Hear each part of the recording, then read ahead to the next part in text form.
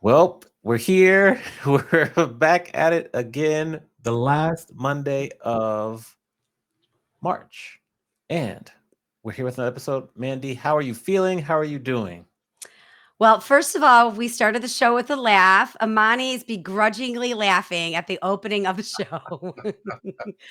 It's I'm just good. Laughter's great it is. I'm medicine. just focused on making sure things are up and we don't have I any know. lag and I know. bandwidth issues. I I get a little know. stressed. I know. Amani, the front end of the show is a little more heavy lifting for Amani than me. Yes. It's like he has to entertain his child in the room. Yes. Um, Yes. so, Amani, I am feeling so much better. Hmm. I'm on, let's see, the cold started May or March 8th. We're Ooh. March 25th. So we're 17 days in. Yeah. The doctor said, like, 30 days or so. And I feel great. I feel so much better today than I Yes. did last week. I was on the struggle bus last week. But I've been doing lives every day because our Love guest, that.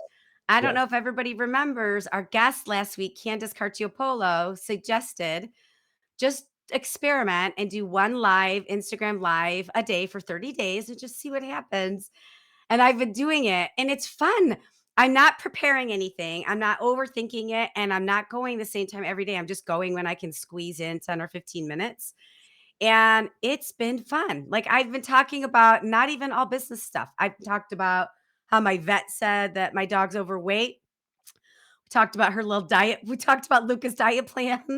Yeah. I was talking about a play that I went to yesterday. So it's not, I'm peppering in the business activities that I'm doing throughout the week, but and she was right. This is what Candace said on the show last week is that it will get like you're just being personal and being yourself and you're allowing people to get to know you and then she's right, that's exactly what's happening. So So it's been fun.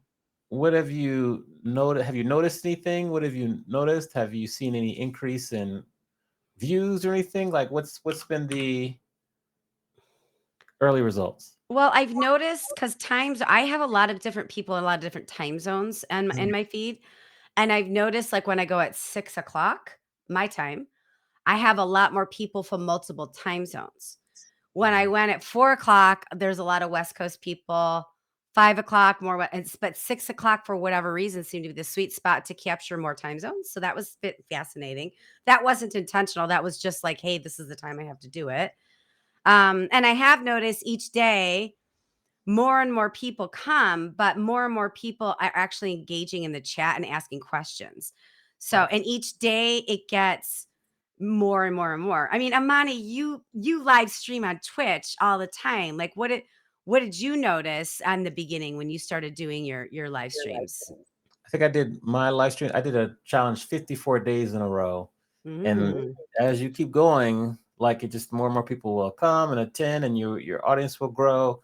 It's just that consistency. Like Candace said, it's consistency. So I'm watching you and I'm gonna figure out how my time it so I can time mine for when my book comes out. That'll be like the last day. So I'm working through that now. But um it works. Like I was in another mastermind and someone was talking about just do like a challenge, just hit go live and do it. So it's a common amongst people who are of the mindset of growth and professional development and trying new things. It's a common practice, but it's hard for people to keep it going for a long time. So you're now coming up on what, day 4, day 5, Day 6. day 6? See, day Yeah. 6. So before you Mhm. know it, you'll be day 10 and 20. And let's revisit how it's going next week. But that's good. Just keep going, keep doing it. Thank you, Amani. I love the encouragement. How can I get a book update? Where are we at with the progress? Obviously, it's done. I know it's been editing. You were talking about subtitles. You're talking about covers. Where are we at in the process here? Okay, so it's funny you mention that. Thursday. I'm going to have a live stream on all the Facebook, Twitch, YouTube, Ooh. all that, not Instagram, where we're going to start to pick the photos. Now to the part of the book where I'm picking the photos for each chapter. 2 photos Ooh. of each group per chapter. So we're Okay. going to go through, I think, the 60s and the 80s on Thursday, and then next Wednesday I'll do another one, probably do the 70s and the 90s, where we're picking the pictures together, like crowdsourcing it. So once that's done, then that'll be I'll send to them. Then they'll do the layout, and then we'll get that done at the same time. Now fact checking is being complete. The final is being complete. So we're headed for a September. It's about 6 months out, or now 5 months out from a August, September kind of launch. Exciting. Okay, and most of our audience knows what your book's about and everything, but just really quick for first time callers, Yes. tell us what your book is and what it's about. And then we'll introduce our super fantastic guests. The book is about why there are no longer any Black R&B groups in existence, and then it relates it to making sure that your culture stays relevant and you yourself stay relevant and don't allow yourself to become extinct. We have these titles that we're debating. There's 3 titles. We'll see what the next edits of the 3 titles are.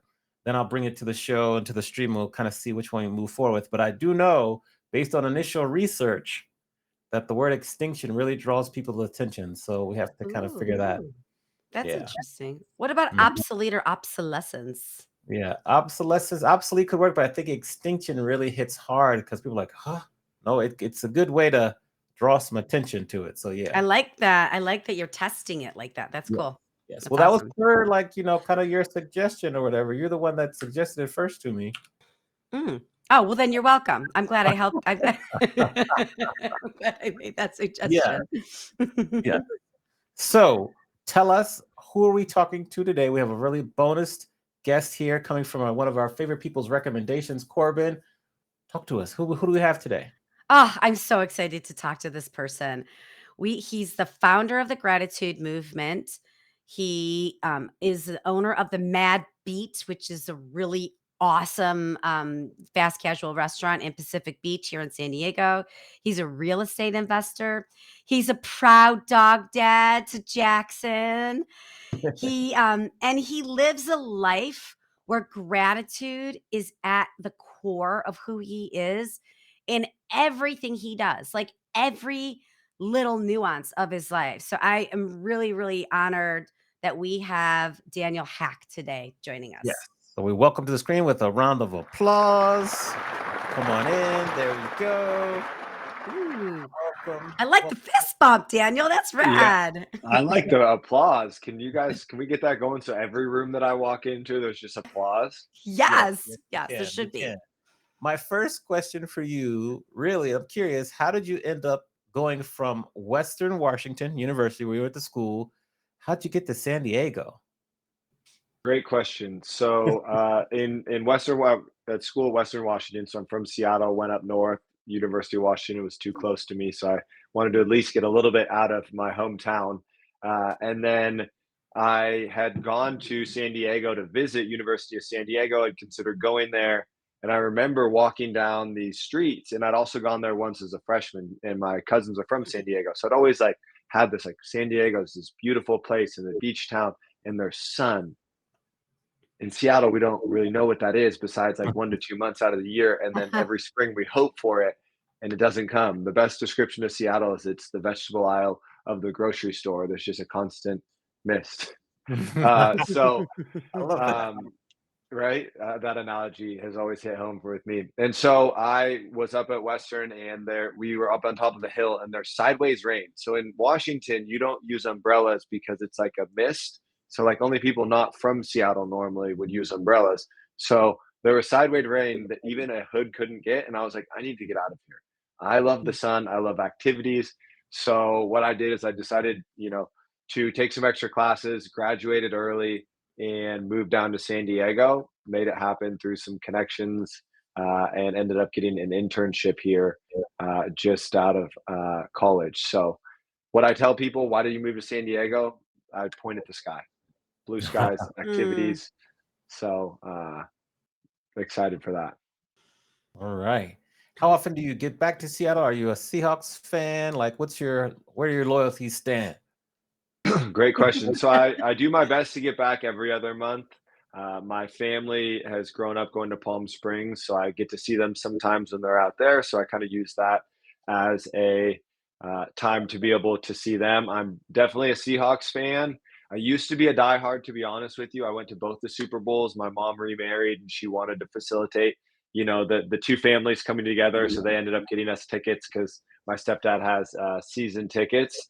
So I Aw. did see us beat the Denver Broncos and unfortunately lose to Mm. the Patriots. So I was there for both of those games, but To be honest, as I've continued to get older and spend more time in business and in other areas, and honestly, I play sports a lot on the weekends, and so I don't watch it as much. I honestly, we have a family group thread, and my stepbrother is still a diehard, so I get a lot of my updates from that. But yeah, Seahawks and Huskies, those are my two teams. Oh, there you Oh, go. We've got a loyalist here. We've got yeah. Amani's from Maryland, so he's Washington.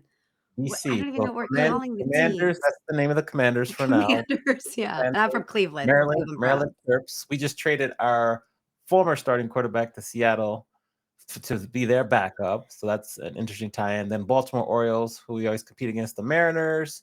I used to be a Supersonics fan, honestly, and then they left. So yeah. They were my favorite. I grew up playing basketball. I mean, I was in the Gary Payton, Sean Yeah. Kemp era where Yeah. everyone's favorite player was one of the two. You had to decide, and I liked Sean Kemp dunking, so he Yeah. was my guy.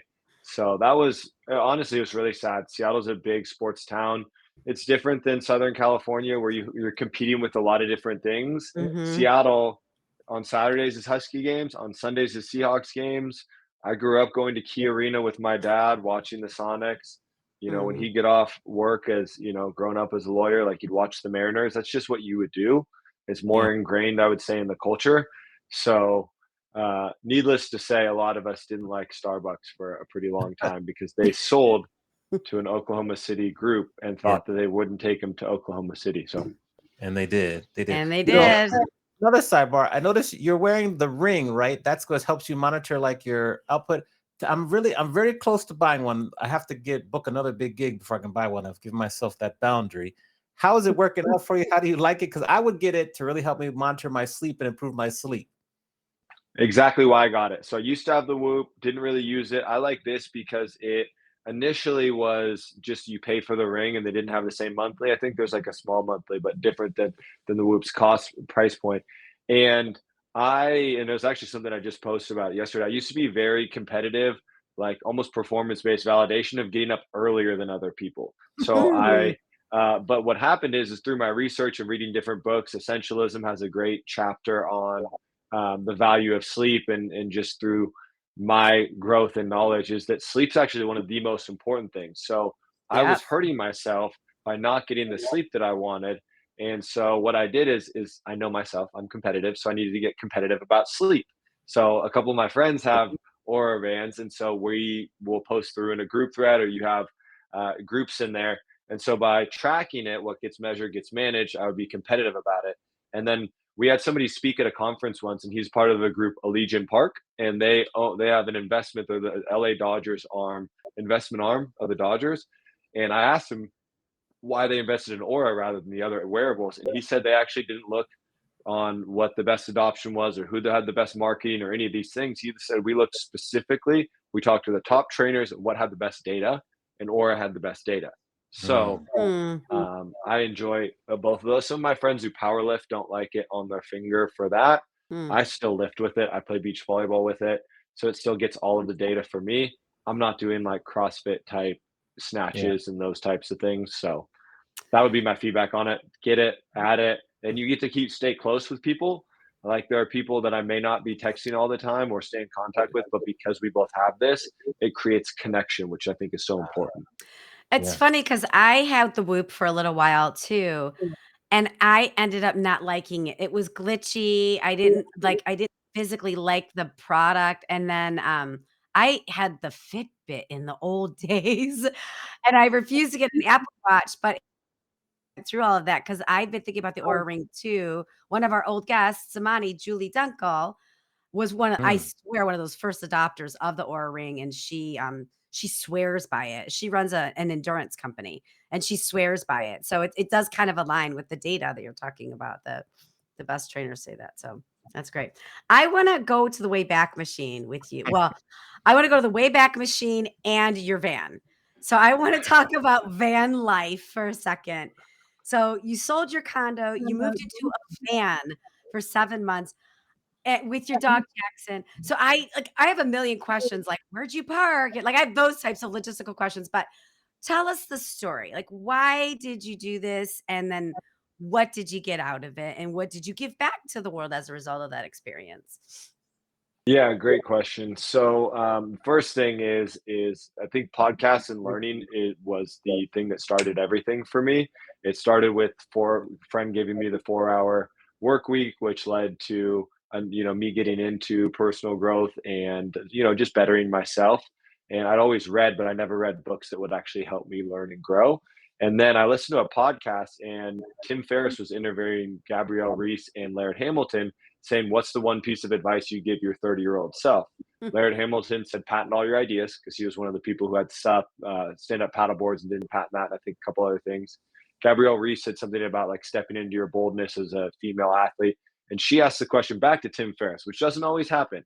Yes. If you're the interviewer, you don't always get the question back. And he said, "Start meditating now. It's not just for hippies who play the didgeridoo."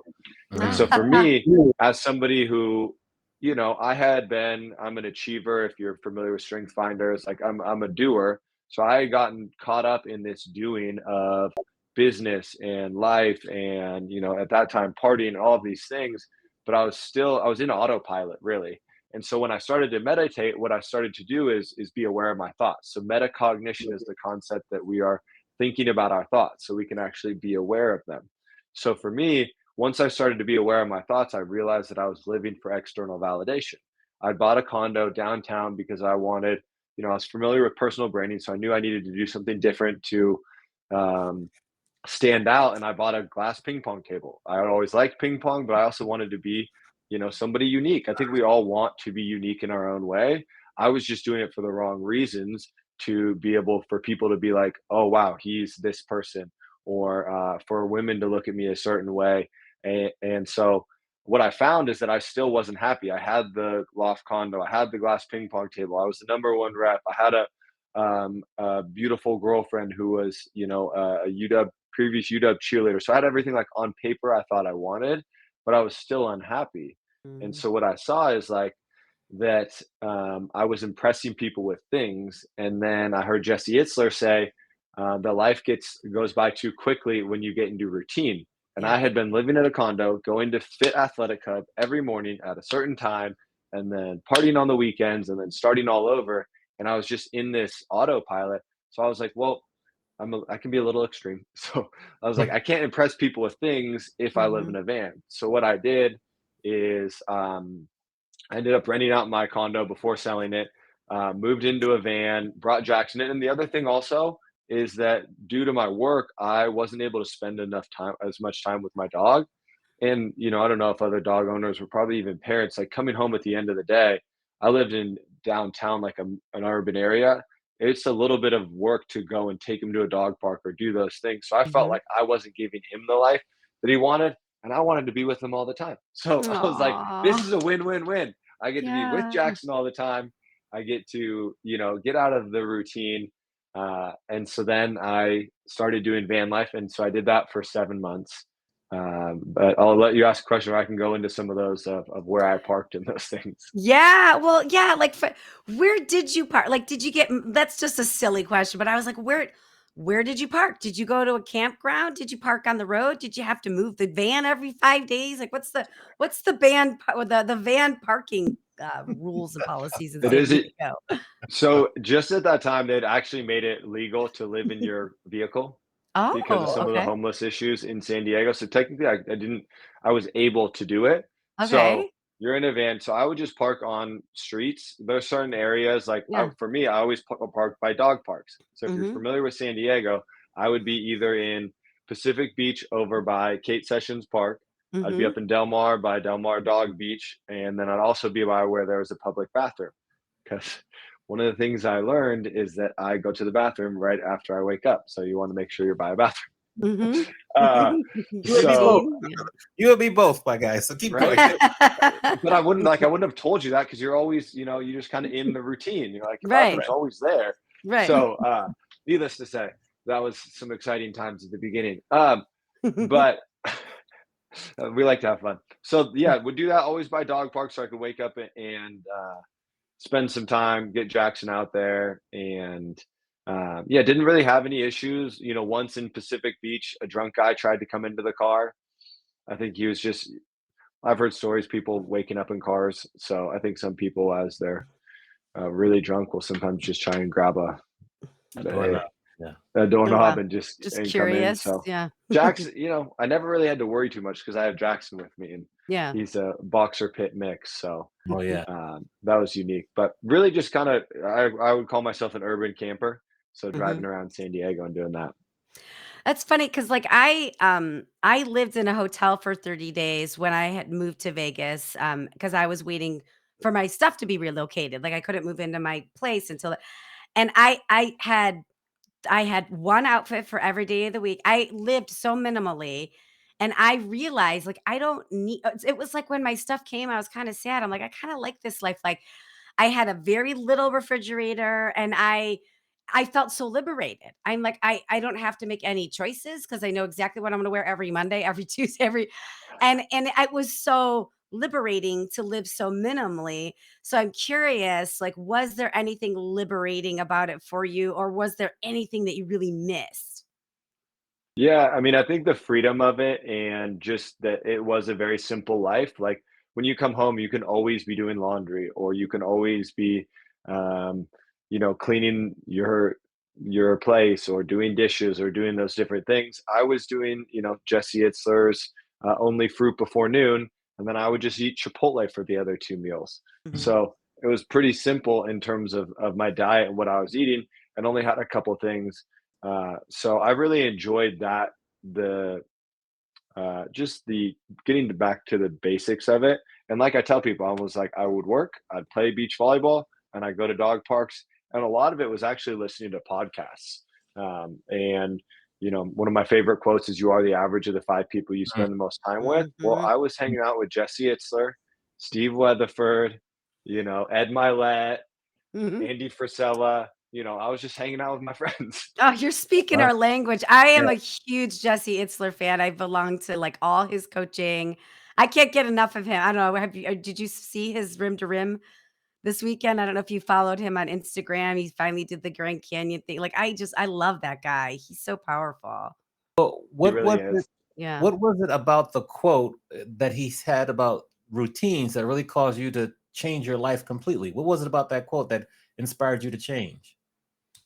Yeah, I just think that when it said life goes by too quickly when you get into a routine, when I listened to that quote, I thought of how long I'd been living in the condo and how quickly that felt, just like how fast it went by. And so I was like, I really have gotten into a routine. So I think it was feeling like I had been in a routine, life was going by too quickly, and to really live life to the fullest, I couldn't be doing the same things every single day. Or if I do, go and do that for a year or a quarter, or for that certain period of time. I think it was really wanting to live a fuller life that actually created memories instead of doing the same thing. Mm. Interesting. And then also, what were the books that you read? You mentioned Tim Ferriss, 4 Hour Work Week, which I have over here. What were some other books that you read that really had an impact on you? Oh, I could talk all day about this. So, the Go Giver is my favorite book. I've gifted probably 200 of those, starting with Mm. value. Is a very powerful concept there, and then just the different stratospheric laws. If you're familiar with the Go Giver, the 4 Hour Work Week was the book that kind of got me back into it. I've always read to go to sleep at night, but it was always sci-fi, fun books, those things. Mm. And Yeah. so, and then How to Win Friends and Influence People, very Yes. powerful book. Extreme Ownership, really powerful book. Mindset by Capital. Carol Dweck. Yes. Yes. Keep going. Keep Uh, going. Keep going. Keep yeah, going. like, I know I can see you probably have a bunch of those Marty's gonna do there. show and tell at his library now. Let's see, what are the Stoicism, the three Stoicism books by Ryan Holiday? What are those three called? Stillness is the Key. Ego is the Uh, enemy, right? Ego is the Enemy, and the one I actually refer the most is the other one. It's Something is the Way. Obstacle is the way. Yeah, the obstacle's away. Yes. Yes. Yes. Obstacle is the way. So those are some of them. I'm trying to think. The one about Phil Knight was really good. I enjoyed that one. Uh, Yeah. shoot, yeah, mindset. So I mean, I had actually thought about putting together a high school book box because instead of reading Fahrenheit 451, I think high school students would be greatly impacted. Like you talk about mindset. I have a friend of mine who has started a videography company as well as a hat brand. He read that a math teacher had them required them to read that book, and it totally changed his life. Oh, That's amazing. wow. So Yeah. it was like it's such an impactful thing. If you could get those types of books in the hands of every high school student at such a malleable age, I think it'd be really powerful. Amazing. And then how does all your work then segue to your gratitude business, the gratitude movement? How does that segue happen? Yeah, great question. So what happened for me is during that time of van life, I just started to listen, started to learn. I went and actually did Jesse Itzler's 29:029 event. You I didn't even really, did. yeah, I Oh, did that. I didn't even wow. really know what it was. Like Yeah. somebody was talking to me about it when they got there, and they're like, "Do you even know what you're doing?" I was like, "No, I just know that it's hard and I want to do it." I don't know. And I'm I don't know competitive. Did they say conceptually I'm that we competitive? we walk up, we hike up this and take the chairlift down. I just know that I'm hiking the height of 29 at a time. I don't know the logistics of it. So Wow. did that and started to share about the journey of that. And what I saw is that I could actually make an impact the same way that the people had on me with other people. That by doing hard things, by going and getting out of my comfort zone, I could actually impact other people. And I'd always wanted to start a business, and I actually had. I had started a street legal golf cart rental company after I read the 4 Hour Work Week, but it didn't. Ended up selling that one to my business partner and getting into was a founding member of a tech sales called Snap Raise, helping athletic teams raise money. So I'd really grown with that company, and that helped to give me financial freedom to go more into business.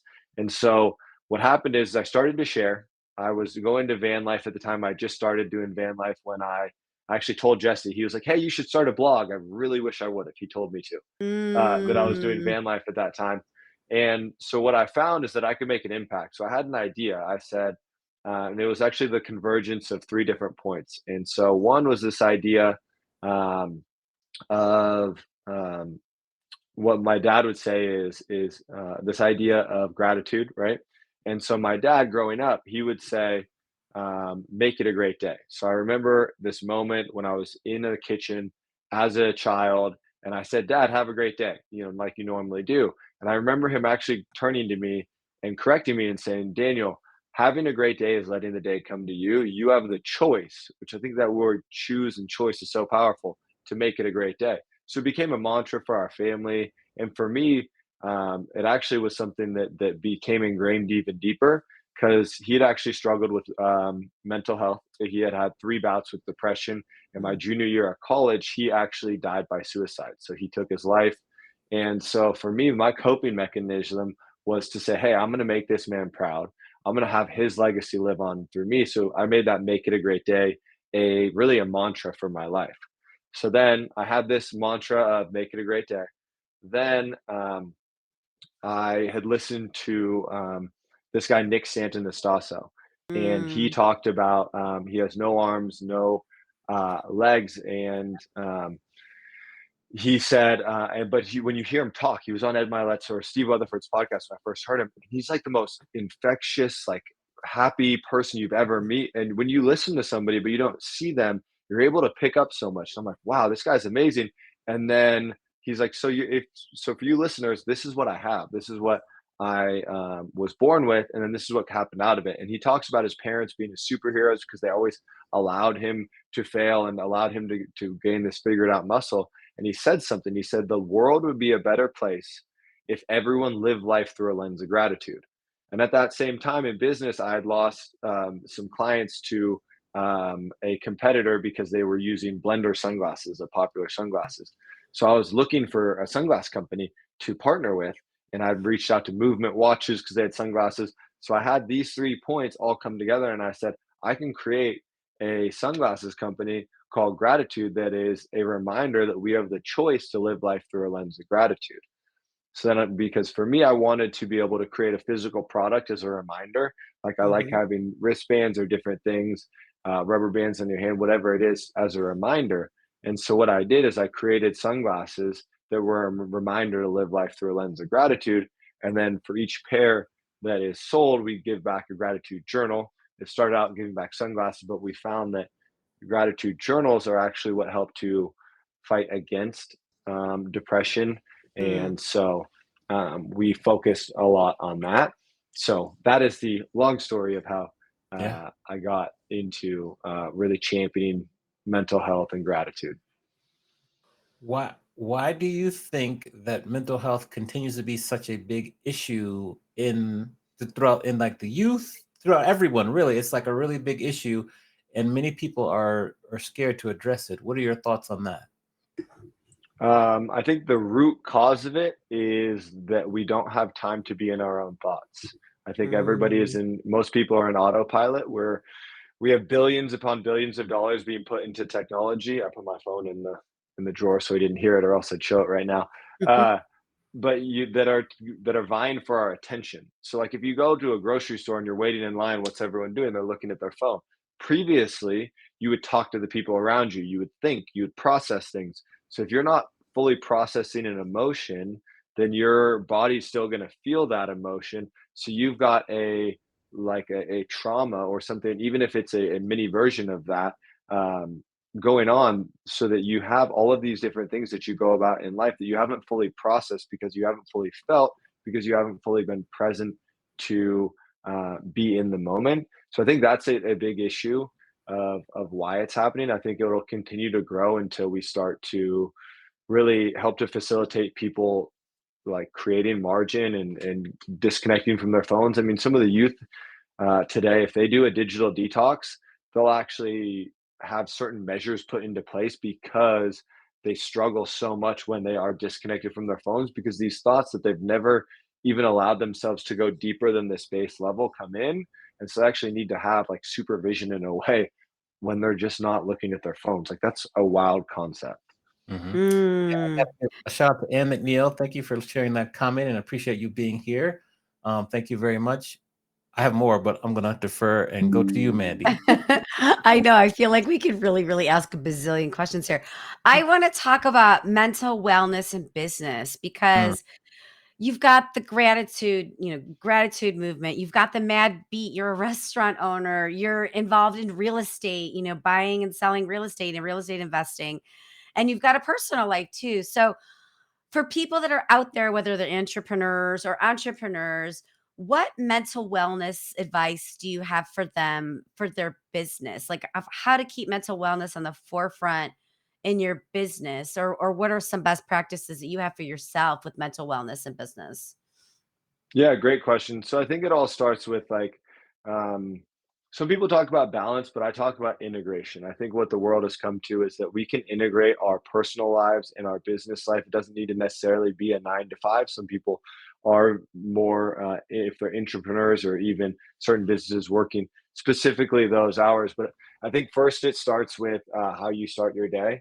So having a good quality morning routine, doing something, uh, keeping your words. So, like, an easy thing to do is when you set your alarm, um, actually waking up at that time, because what you're doing is you're creating, you're telling yourself that you're trustworthy. If you don't, then you're saying, hey, I can't trust myself. And to Mm, build self esteem and self image, one, you can do that through doing what you say you're going to do. Two is you doing things that you're good at.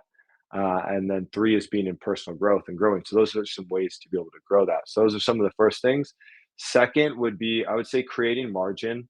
So a lot of times we'll look at like, okay, this meeting to this meeting to this meeting, getting up, going on a walk, whether you're in an office or working from home, the power of sun, even if you're in a cloudy place like Seattle, there you can still get the power, the vitamin D of the sun, you know, uh, by getting outside. And if, the UV index is to a point that you're not getting some of those same benefits we may have in San Diego, you're still moving your body. You're able to get out, you're able to do that. And then for me, honestly, it also comes down to like some digital detox. So I have what I call my burner phone. So I have my old phone, and I'll utilize that when I go to the gym so that I can have Spotify, so that I can have podcasts, so I can listen to those things. So have some of the benefits of technology without the distraction of it. And then I would do Sacred Saturday or Sacred Sunday and just put my phone on the charger and disconnect from it. And it's amazing what can happen when you do some of those things to be able to really be in a place of mental health. And then I think a second point to that would be, as you create some of that space in that time, a lot of the things that come up is like the not feeling of all of the emotions. And one of the biggest ones that really robs our joy and our happiness is forgiveness. So like Mm. forgiveness will then unforgiveness will turn into resentment, will turn into bitterness. And that's where you can feel that towards an employer, or into a coworker, an employee, an employer. So if you're able to have some of those conversations, and for me, and I think I share this with a lot of people, the forgiveness for myself for some of the imperfections and some of the things that I have done and continue to do. I'm imperfect.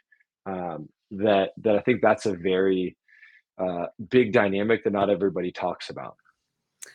I love that, when you talk about forgiveness like that. So you had a burglary, you had an almost burglary, a fake burglary. So, like, can you talk about a couple of those situations that might have crushed somebody else, but you made the lemonade out of the lemons, and it ultimately you did practice forgiveness. You are walking the walk. Can you share a couple of those experience? Pick, whichever one you want, but Yeah, so I'll start with the first one. So when I started Gratitude, we ordered the sunglasses. We had to get them from overseas, so they came in, and I'm getting like a reminder or a confirmation that they were delivered, and there's no sunglasses there.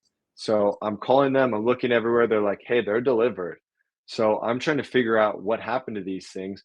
So of course, I mean, we're 2 weeks in from when they're delivered, and so I'm like, "Okay, they were stolen." And I think what's really powerful is to surround yourself with coaches, mentors, people who can really help you get to that next level, but also to process things that you're going through. And so I talked with my mentor, Krista. And it was really an opportunity for me. I had talked about gratitude. I had been through a tough situation in my life of losing my father, and made the best of it. But this was another example of, okay, gratitude movement at its core was not having control over everything that happens, but controlling how we respond to it and being grateful and finding, the silver lining in each situation. So like this is an opportunity to champion that. So I called Matt Hickman, the same guy who I mentioned with Mindset, and we created a video just really reaching out to the community saying, hey, this is what happened. Please help us. This is what we're all about. If you can help us find these sunglasses, amazing. So what happened is that video ended up going viral. And through that process, we gained a lot of awareness about mental health and about what had happened, but we didn't get the sunglasses.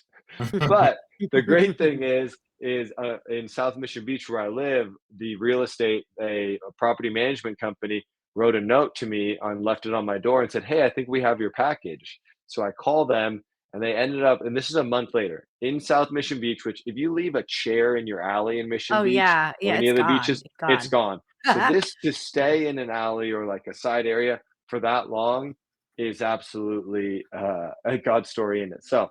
So we end up getting the sunglasses back. We're able to really create some connection, create some awareness around it, and really make lemonade out of lemons. So I thought that was a great opportunity to be able to really practice what we preach. And I think one of the biggest things is like, I was in it right when it started, but I went and reached out to a mentor. I processed that. I didn't try and do it alone, which is what's so powerful about community. And then, And so yeah. yeah, I'll And you let you ask for go. help. Well, you ask for help. I think so many people get in that situation and they go inward, they don't go outward. And you ask for help and you set an example of asking for help. I think that's so powerful. I love that you shared that. Yeah, yeah. You you lost. I got a two-part question. You lost your dad at what you said. You were 21 years old. Yes. How has that changed you? Because I'm asked that personally because I lost my dad at 29 and it was very sudden. So I'm curious to compare how it changed you to how it changed me. Great question. Um, so I think it honestly helped me mature faster in certain ways. So I did what's called the rescuer in psychology. Some psychologists would talk about that, where I worried about my brother and my sister and Mm, my mom. But I didn't really work on myself for a while. I didn't see a therapist for think 8 years or something like that. I was like, oh, I'm fine. So I would say the first thing it did was it caused me to be a little bit more mature than other people my age, have some of the independence there. Then the second thing is it actually really drove me for a while in an unhealthy way to make somebody proud who wasn't here. And so I constantly was thinking and asking that question. And so in some ways it created an unhealthy um, need to be perfect or achieve. And so it was actually through once I reconnected with my faith and that relationship there that I didn't really have that like performance based validation or that need to make somebody proud that wasn't here. So it really, I would say those are a couple of things that it changed me. And then I think it taught me now what what I what I didn't learn initially, which was to fully process something that happens because I didn't do that the first like when it first happened, and now I do. So I spend the time to decompress, to process, to see what's going on and what's happening, rather than just moving on. So in some ways, it showed me what autopilot was because I stayed in it for so long with such a traumatic event that really should have been processed more. Hmm. Interesting. Thank you for sharing. I appreciate the Yeah. vulnerability. Um, we're going to flip it because then I have some follow-ups. But now's a time period in the show where you can ask me a question and you can ask Mandy a question. Nothing is off limits. Who would you like to ask the question to first? Okay. Amani, I want to start with you because I had this question about your book. I think books are so powerful. And one of the things I always think about is how I can, when I connect people or even refer a book, there's normally like one big takeaway, right? So if someone were to be reading your book, what would be how it would impact them, or what would be their one big takeaway from before they read the book to after they read the book? I think. Thank you for asking that question, by the way. I think the takeaway before they read the book would be many people assume that the R&B stars, it will just their run would go on forever. They had a run from the 1950s to the mid 2000s, so it was always assumed that they would be popular forever, but they didn't. It fell off middle of 2000, 2005. And so the takeaway would be to don't assume that you will stay relevant, or that the culture that you're so involved with will stay relevant forever. You must do what you can to continue to share, spread the knowledge, show how, for example, K-pop now, a lot of the groups are based off of R&B groups in terms of their success, their clothes, their skills, all that. So the takeaway is that make sure you're sharing and continue to educate people on the history so that they can understand why we're seeing certain things currently. And so that's kind of my way to answer that question. Awesome. I love that. Thanks for sharing. And then Mandy, the question that prompted a lot of this, and it's my favorite question to always Mhm. ask is, what is the one piece of advice that you would give your younger self? That's so Ah, funny. That's Amani's favorite I'm question. gonna He ask you always that asks it next. at the end. I'm So gonna say that when you next. said that earlier, I'm like, "Ah, this is gonna be good when we get to that part."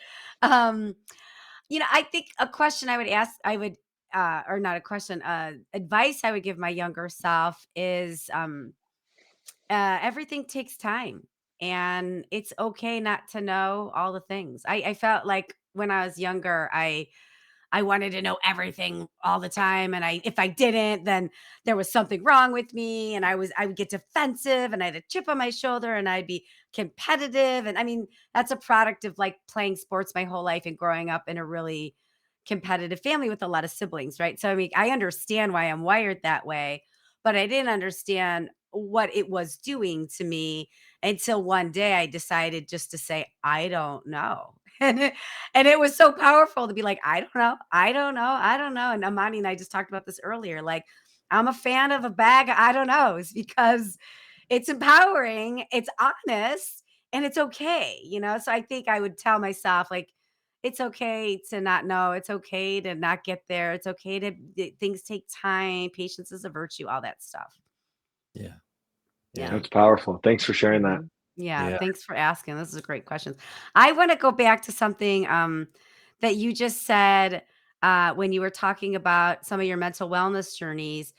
and you're talking about your dad suddenly passing, I think sometimes we listen to people talking about this story, but we sometimes forget about, and I'm sure you don't forget, and Amani, I'm sure you don't forget about the other people around you, the people that love you and the people that care for you. So, what advice, and I kind of want to ask Amani and Daniel, what advice do you have for people when someone that they know, like they have a sudden passing in their family? Like, what, because I think sometimes people retreat. Sometimes people are really overbearing. I think people don't know what to do. And sadly, this has happened to me with my friend circle too many times in the last 3 or 4 years. And I never know the right thing to do. But I'm curious from you, what advice do you give to the people that love them to support them? First, I would say don't ask, how can I support? Because it's such a, Mm. and even as I say that, I've said that. I literally just said that yesterday to somebody. So I'm Hmm. feeling convicted. So I appreciate you asking that question. And I think the second part to that is because when you're in that place, you don't know. Like, and to be able to not help your friend help you, like it almost like compounds what's going on. Mhm. So two of the most powerful things is two people who I'd went to college with and I was friend with. They just sat down and talked to me. And one, they forced me to talk. So they're like, "Hey, let's go get dinner." So like, doesn't always need to be like, "Let's dinner at each other and talk." But they Mhm. created I think the first thing is they created a space to be able to have a conversation. And I would encourage like, I think some of the times where I have loved the most is talking about like, hey, what are your favorite stories? What are some memories? What are some things? So it's Mhm. like, hey, what are some things you learned from them that you want to like pass on to other people? So what you're doing is you're honoring their memory and it gets them Mm. talking and they'll start to create. And what that does, that creates space for people to have a conversation and connect. I think that's what's so powerful is we all want connection and going into our own self during that time. Some of it is good. Like if you just go and hang out with people 24/7 and never have any time to think, that's not healthy either. But if you can create that space to really have a conversation about memories, about some of those things. Oh, that's good. That's good Yeah, advice. Imani, what do you say? the only thing I would add is because I agree with everything Daniel said is like check on them consistently. It doesn't have to be every day, but like it's a week, a month, a year, half a year. Like check on them because the grieving process can be very, very long. And I'm talking years, maybe even decades. Mhm. And then I had my one friend, Tommy. She, I think it was like she couldn't be there for like the funeral, but so I saw her like 2 weeks after. And the thing that struck me is that she told me the story about how when she heard what happened, how she reacted, how she felt, and then how she talked to her mom on how to process it. And that gave me some additional perspective that, even if they're not related, the Mm. fact that you lose a parent suddenly affects people that are close to you too, because they might get scared, they might feel a loss for you, and they're grieving for you. So that was just interesting. So if you have conversations with people and they share how they're feeling about what you went through, that can help also because it just shows a different side. So Huh. that's what I'll That's add. that's interesting because it's like maybe it makes it a little bigger than just you. Like you're It like, is. "Oh, this is how this affects all these other people. I'm Yeah, just not the only one going through that. This is we're all going through something and this is the trickle down of this." Oh, that's interesting. exactly. Yeah. Now, since you asked Mandy that question, Daniel, I have to ask you if we go back to it's Eastern Washington, right? Eastern Washington or Western Western Washington? Washington. Western Washington. Western Mm. I know it's Washington They State. always they always beat us in football, so it's okay. We just got rid of I and guess we we got tired of losing and just got rid of the team. So and we talked to 21-year-old Daniel and give him advice based on everything you've learned since then. What advice would you give your younger self? oh, that's a good question. Let's see. I think the first thing I would say is to pursue purpose and to expand on that, just say that like, I tell Daniel that you are created for a purpose and that it's a beautiful journey to find that. You don't need to find that purpose right now. Just continue to look at what God created you to be uniquely good at and what lights you up. What do you love to do? And you don't have to find that tomorrow. You don't have to find that in a year. You could find that at 30, at 40, at 50. but the process of pursuing purpose is a powerful one. That was a lot of P's. I Yeah. like those Great P's alliteration. though. Yeah, great Yeah, a alliteration. great alliteration. I Yeah. agree. Awesome. Okay, Mandy, over to you to kind of close us out. I want to know when the last time you let out a primal scream was. To be honest with you, kind of this morning. Oh, what happened? One of my friends, Ben, who I play beach volleyball with, a nickname he calls me is Danimal.